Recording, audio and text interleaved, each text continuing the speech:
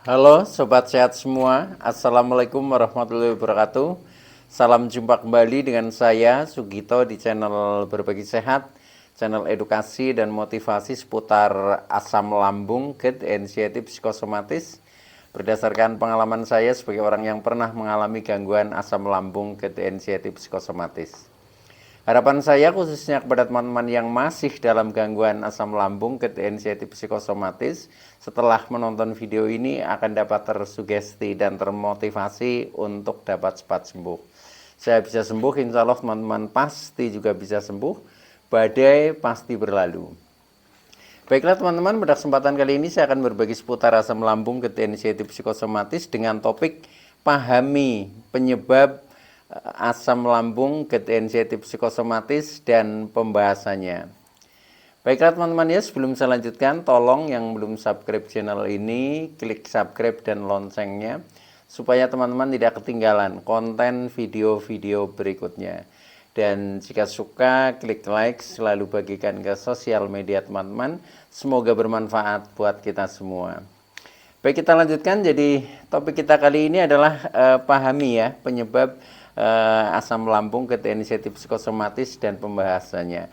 Teman-teman semua perlu kita sadari bahwa penderitaan asam lambung, GERD, anxiety, psikosomatis yang disebabkan oleh multifaktor ya, baik itu faktor fisik maupun faktor psikis dengan sensasi yang sangat beragam ya, mulai dari ujung rambut sampai dengan ujung kaki yang sering kita kenal sebagai 1001 rasa sensasi. Memang sungguh luar biasa, sungguh dahsyat dan perlu kita tangani dengan bijak agar gangguan ini dapat cepat membaik hingga sembuh total. Nah, khusus pada season kali ini ya, ini juga saya sampaikan topik ini yaitu penyebab dan pembahasannya ketika kita mengalami gangguan asam lambung, GERD, anxiety, psikosomatis. Ini juga sebagai jawaban ya atas pertanyaan-pertanyaan subscriber setia ya yang dalam kolom komentarnya bertanya, Pak Gito, bagaimana solusinya ya, apa sebabnya kita mengalami gangguan ini dan seterusnya ya. Nah, maka dari itu mudah-mudahan dari topik ini ya bisa bermanfaat buat teman-teman semua, khususnya yang masih ingin pencerahan ya tentang kenapa sih kita mengalami gangguan asam lambung, GERD, anxiety, psikosomatis.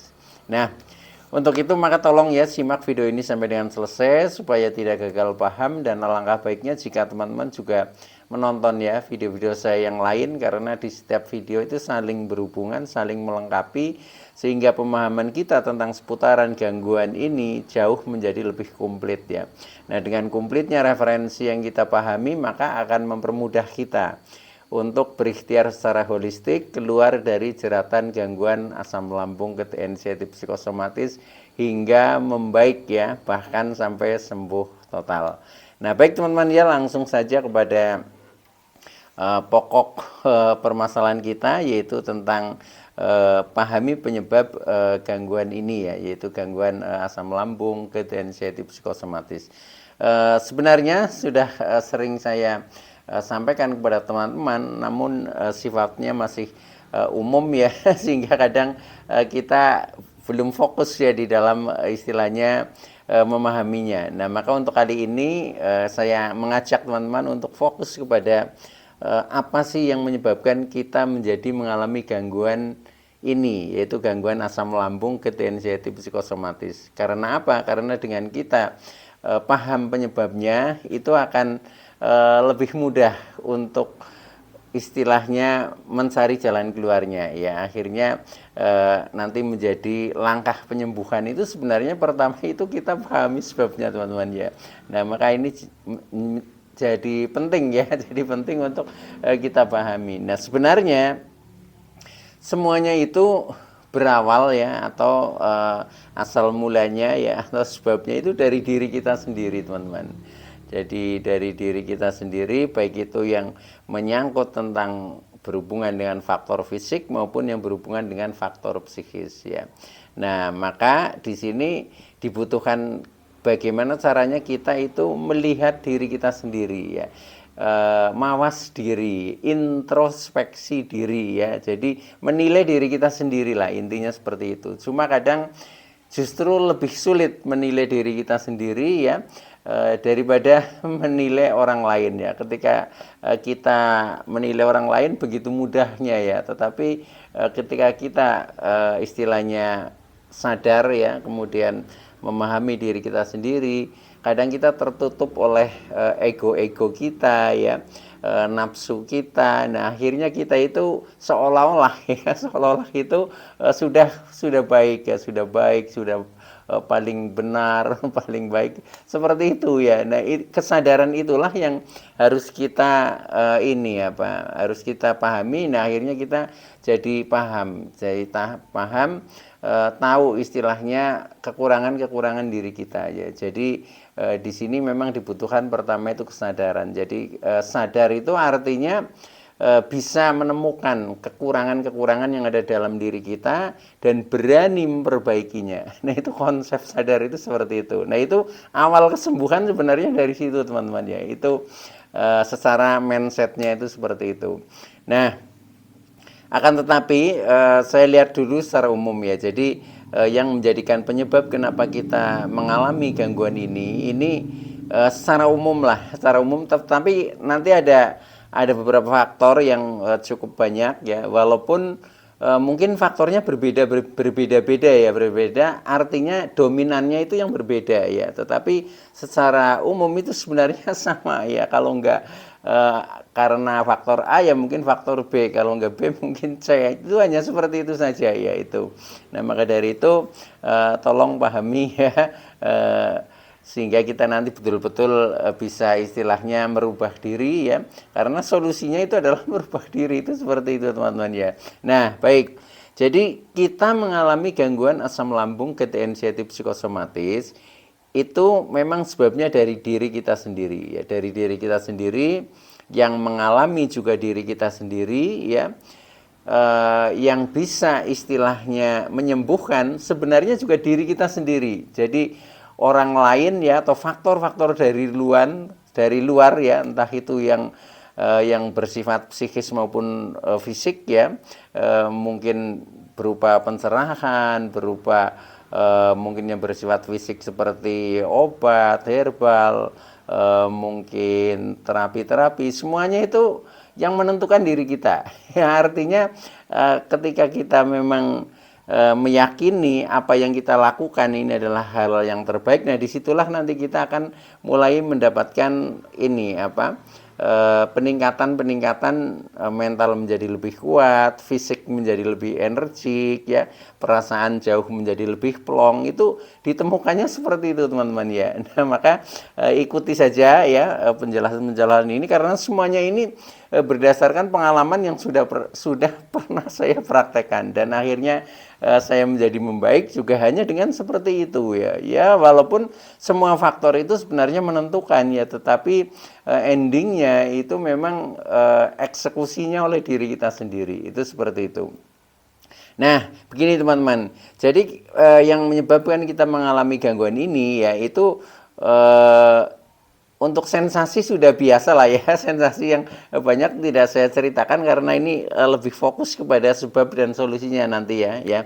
Jadi sebabnya itu sebenarnya kalau dikategorikan secara garis besar ada dua ya, yaitu sebab yang bersifat fisik dan yang kedua sebab yang bersifat psikis ya.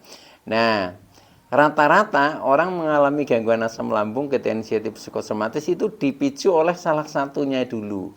Entah itu dari salah satu penyebabnya secara fisiknya, atau bisa dibalik penyebabnya secara psikisnya dulu. Itu sama saja, karena yang namanya asam lambung GT-NCT psikosomatis itu bagaikan lingkaran negatif atau lingkaran setan. Nah, itu bolak-baliknya sama ke situ ya, itu seperti itu. Nah, maka penyebabnya itu ada dua ya, kita mengalami gangguan ini. Yang pertama saya jelaskan dulu dari faktor fisik ya, dari faktor fisik, kemudian yang kedua dari faktor psikis. Nah, yang dari faktor fisik yaitu faktor-faktor yang berkenaan dengan tubuh kita lah ya, dengan fisik kita. Nah, itu biasanya kita mengalami gangguan ini ya, itu karena disebabkan yang pertama bisa dari contohnya pola makan ya, Kemudian yang kedua bisa dari pola hidup kita yang kurang baik. Intinya seperti itu. Nah, yang pertama ya, faktor fisik yang berhubungan dengan pola makan ya. Contohnya ketika waktu itu, ini saya contohkan diri saya ya, supaya lebih konkret ya. Saya mengalami awal-awalnya dulu itu mah ya, istilahnya mah, pokoknya perut itu sering kembung ya, perih, sembelit, nggak nyaman lah seperti itu. Nah itu setelah saya periksa ke dokter itu katanya asam lambung seperti itu ya. Nah sebabnya ini ada hubungannya dengan faktor makanan. Jadi waktu itu ya saya makan tidak teratur ya. Jadi terutama pagi seringnya nggak sarapan itu seperti itu. Tetapi pagi itu pasti minum kopi. jadi karena mau bekerja ya, pekerjanya berangkatnya harus gasik ya, pagi-pagi bener ya. Kemudian waktunya sangat terbatas ya karena kerjanya jauh ya. Nah sehingga pagi mau berangkat itu saya hanya minum kopi saja, minum kopi, merokok, kemudian berangkat. Nah itu berlangsung berpuluh-puluh tahun teman-teman ya, kayak kurang lebih 10 tahun lah itu. Polanya seperti itu. Nah akhirnya kata dokter ya itu kopi itu sifatnya mengikis lambung ya, sehingga terjadi semacam iritasi. Nah sehingga wajar ketika lambung sering ada gangguan perih-perih ya, kadang kembung seperti itu ya. Nah itu contohnya dari makan yang tidak teratur, yang over ya, itu seperti itu. Over tapi over yang negatif ya, itu seperti itu. Nah bisa juga mungkin kalau orang lain sama faktor makanan, tapi mungkin penyebabnya bisa jadi karena terlalu berani atau terlalu hobi makan pedas-pedas misalkan, itu pun bisa seperti itu ya. Nah ketika dalam jangka waktu yang panjang, nah ini itu kadang ada efeknya itu seperti itu. Atau mungkin sering terlambat makan ya, itu juga bisa.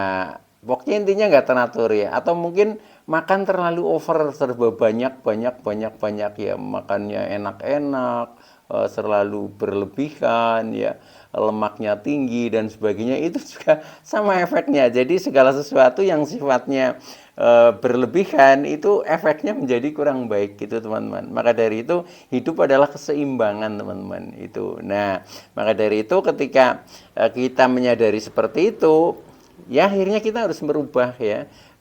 Solusinya ya kita rubah saja pola makan kita menjadi jauh lebih teratur dari segi waktunya, dari segi menunya, dari segi porsinya. Nah kita kalau bisa konsisten ya menjaga itu. Nah ketika kita menjaga itu ya insya Allah akan membaik ya, kalau sebabnya hanya itu ya. Tetapi kadang nanti setelah mengalami seperti itu, nah ini yang lain-lainnya itu bisa berefek juga yaitu contohnya setelah kita mengalami asam lambung kemudian terjadi GERD ya.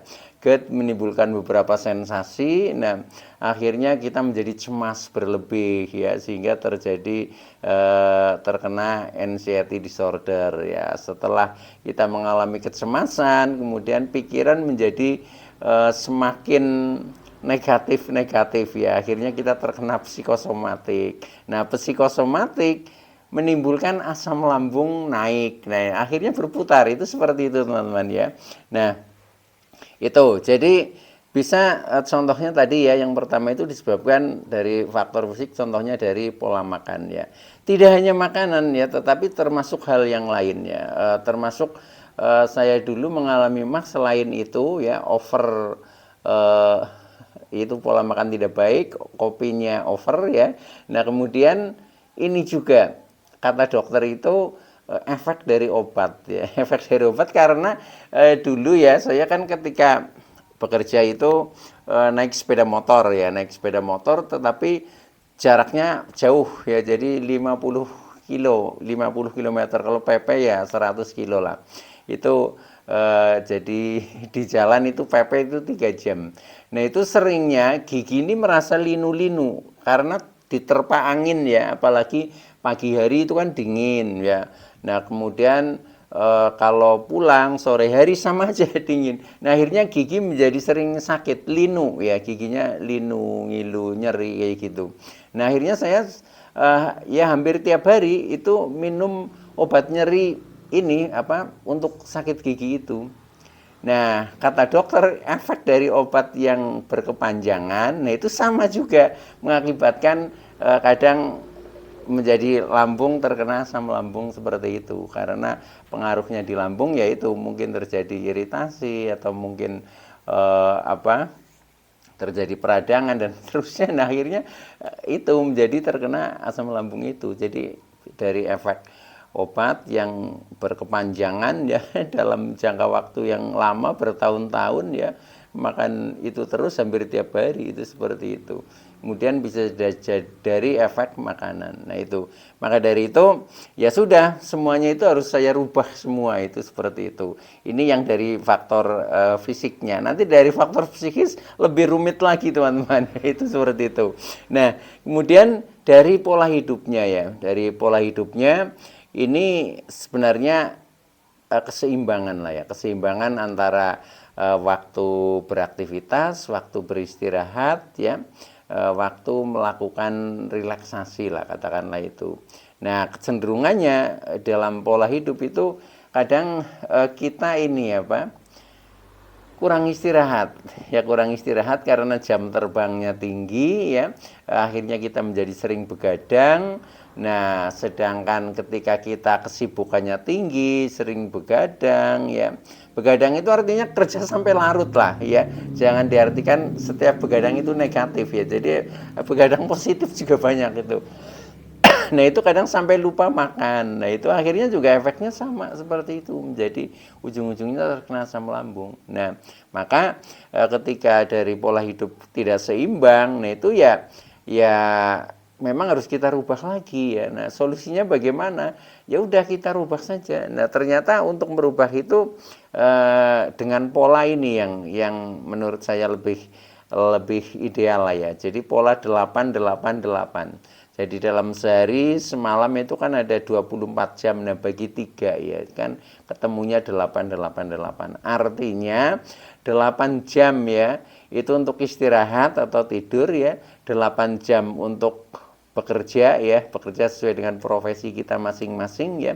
8 jam ini untuk ibadah, untuk relaksasi, untuk meditasi, untuk menyalurkan hobi, untuk bersosialisasi, tergantung kebutuhan kita. Nah itu seperti itu.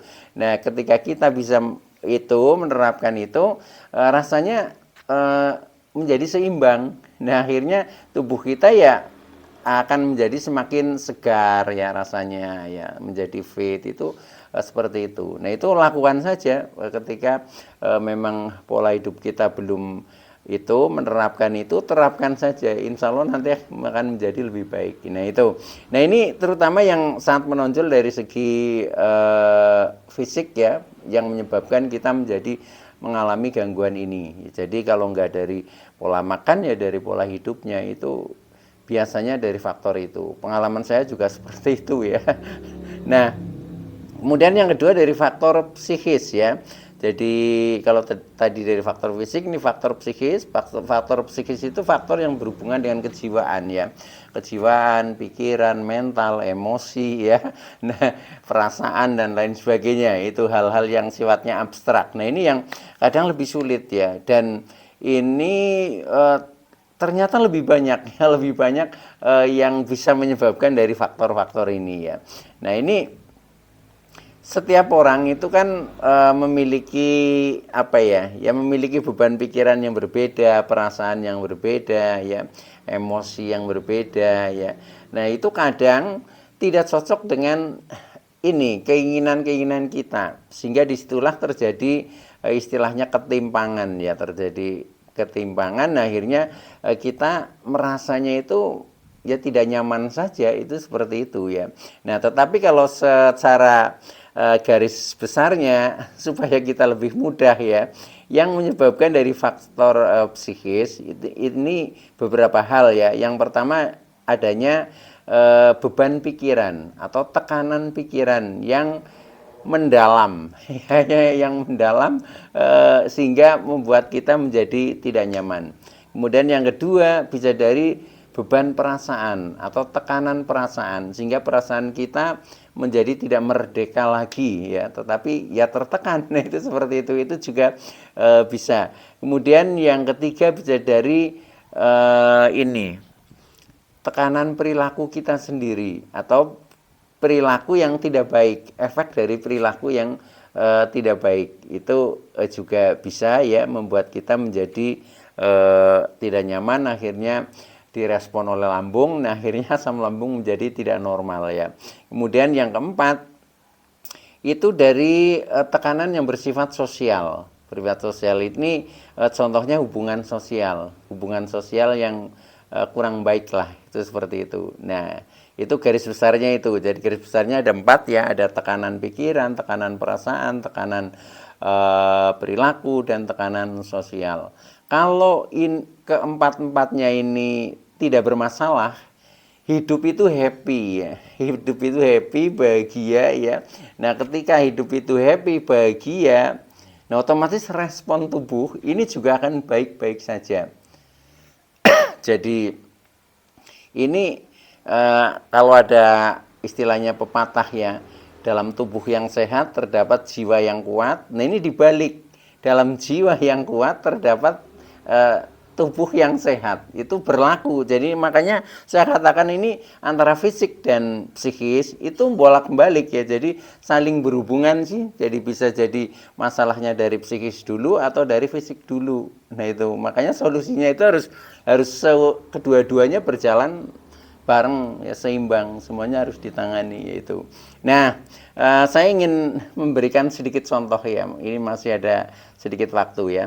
Jadi faktor psikis yang sering menyebabkan kita menjadi tidak nyaman, akhirnya kita menjadi terkena gangguan ini, yaitu gangguan asam lambung, inisiatif psikosomatis ya, yaitu contohnya dari beban pikiran ya. Banyak tekanan pikiran yang tidak dirilis atau susah menyelesaikannya ya.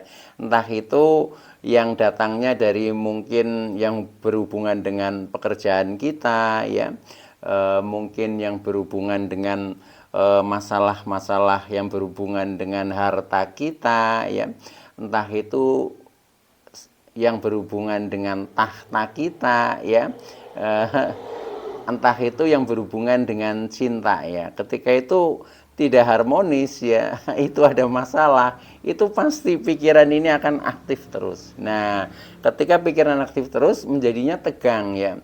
Ketika pikiran tegang maka respon tubuh juga akan tegang.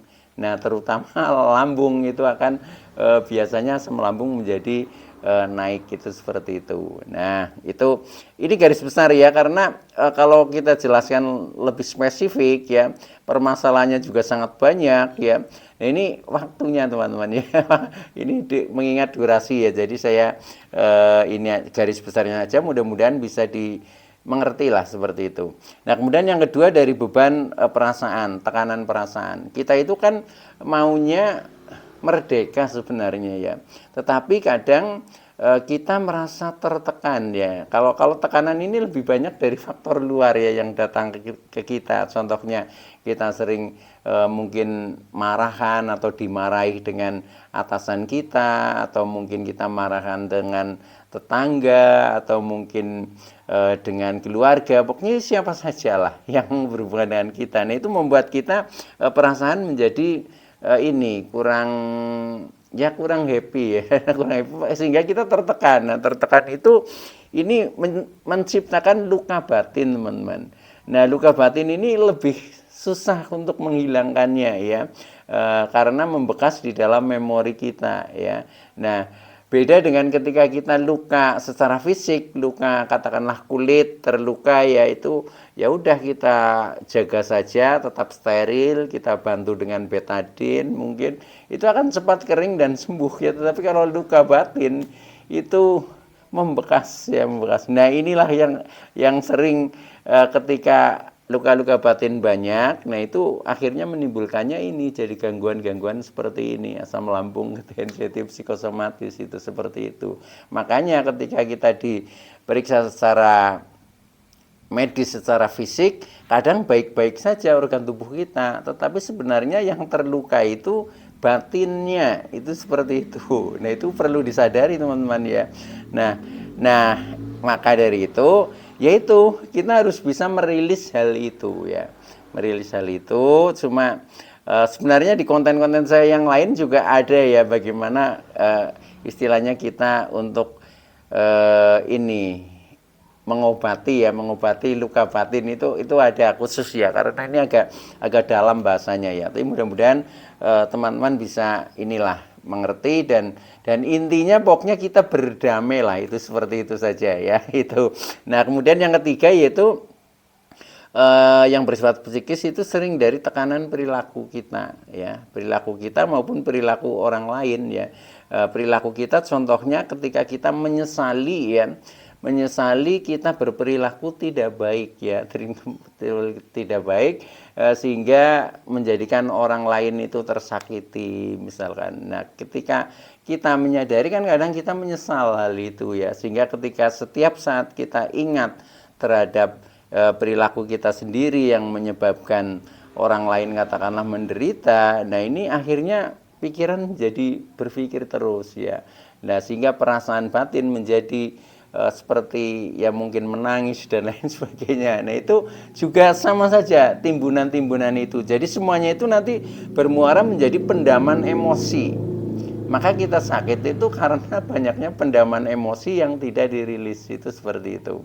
Nah, itu dari perilaku ya, tekanan perilaku kita. Jadi amal dan perbuatan, nah intinya ini ya. Nah, itu ya sadari saja semua orang itu punya istilahnya jalan-jalan yang kadang sedikit kelam, itu juga punya. Tetapi yaitu solusinya juga nanti dalam diri kita sendiri, bagaimana kita memandang itu katakanlah sebagai pembelajaran, memandang itu sebagai ujian. Nah, itu yang harus kita selesaikan, itu seperti itu. Nah, yang terakhir ya, dari tekanan sosial ya. Tekanan sosial ini hubungan sosial lah. Ketika hubungan sosial kita tidak harmonis ya, hubungan sosial ya dengan siapapun, dari orang-orang terdekat termasuk sampai kolega-kolega ya, bahkan masyarakat, itu seperti itu. Ketika kita merasa ada sesuatu yang mengganjal, apalagi sampai kita istilahnya menyimpan dendam ya, kebencian dan lain sebagainya, itu sumber penyakit ya. Jadi sumber mengalami gangguan ini, anxiety psikosomatis, itu dari itu pendaman emosi. Nah, maka dari itu solusinya ya ketika tekanan sosialnya kurang harmonis, memang kita harus banyak memaafkan ya. Jadi kita itu sering afirmasi ya, maafkan aku, terima kasih, aku mencintaimu, itu sering katakan itu nanti akan mengurangi beban-beban seperti itu ya. Nah, ini secara garis besar itu dulu teman-teman ya, mudah-mudahan bisa dimengerti, dan nanti kalau misalkan ada hal-hal yang masih perlu kita tegaskan, silahkan ya tulis saja komentar teman-teman, insya Allah akan saya respon ya. Mudah-mudahan menjadi semakin membaik lah, intinya seperti itu ya. Tetapi kita jangan putus asa ya, karena memang seperti itu ya, memang kita harus melihat diri kita baik secara fisik maupun secara psikis ya.